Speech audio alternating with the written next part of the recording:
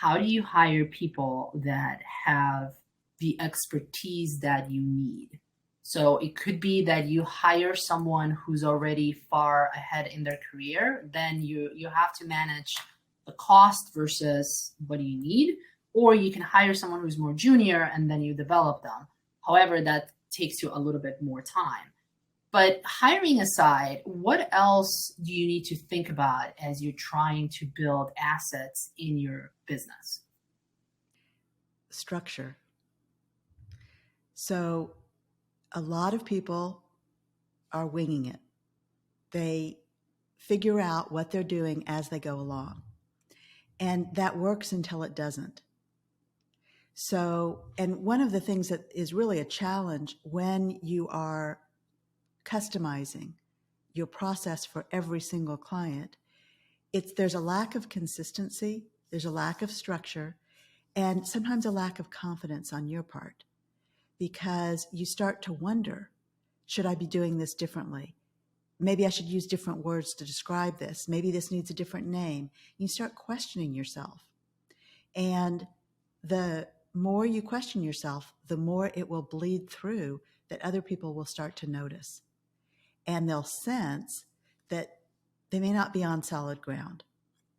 So that's my audience is divided into two groups. I work with women business owners who are experts in their fields.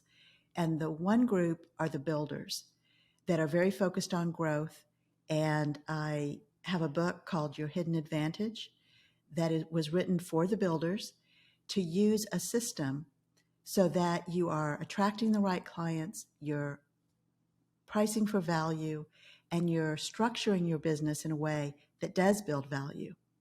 And probably most importantly, you're learning to talk about your business and yourself in a way that is building value. So that is the foundational piece for anything you want to do when you're exiting, especially if you want to sell. The second group of my audience are the exiters.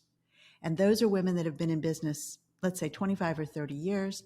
Sometimes they've owned multiple companies and they want to position their company for exit. So the work that we do together takes that foundational piece and builds on it. And the people who want to exit and want to sell are typically already generating a high level of revenue. They typically have a team and they've purposely built those assets, but they've done it without an end goal. They've done it because they wanted to bring in more revenue, which is great. But bringing in more revenue does not necessarily mean you're profitable.